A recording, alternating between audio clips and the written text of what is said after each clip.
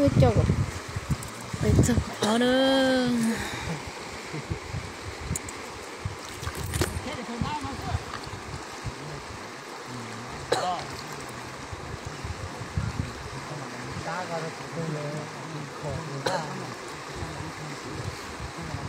cái lò đó có to họ từ có chỉ mong dùng chút cả to họ đến cái chế to có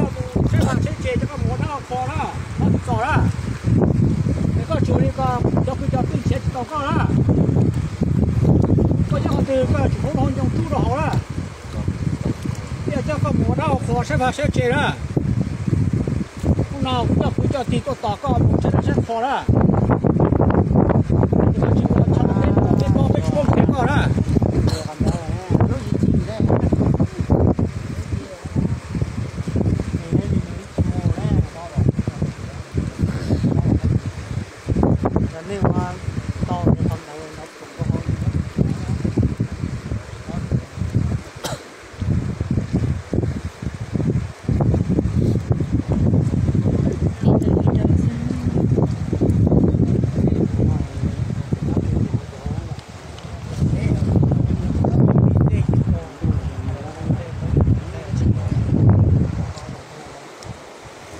tí họ cũng phong tí rồi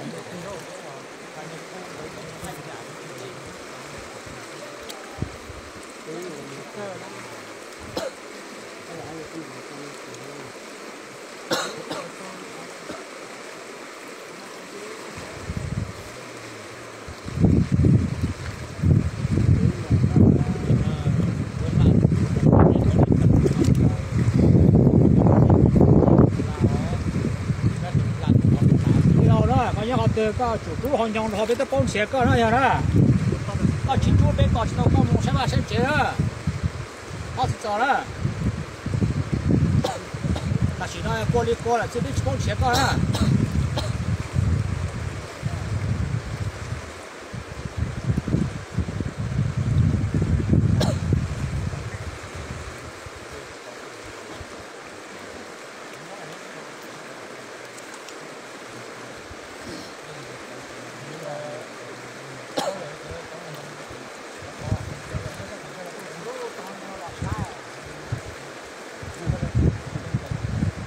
thì á, giờ nhớ thì nào á,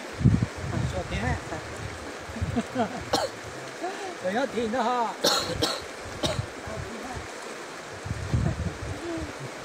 cái cho thì này chỉ có chịu á, cái nó, đó,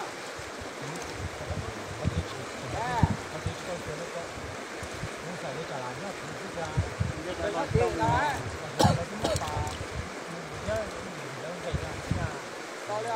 một con chỉ cái hết này lồng gì ha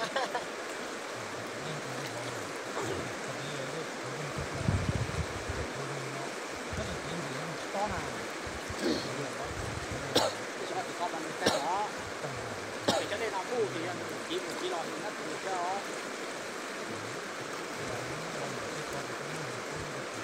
cái lò này nó được cho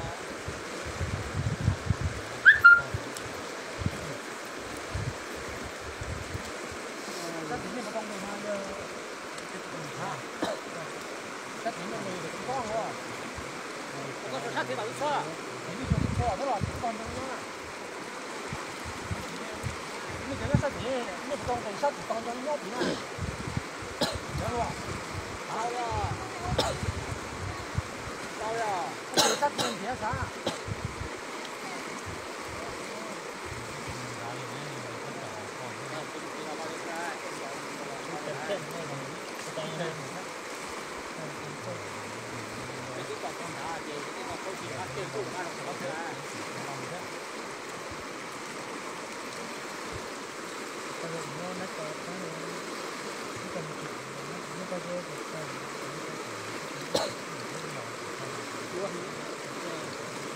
Cái cá, cái con trên thì nó ra,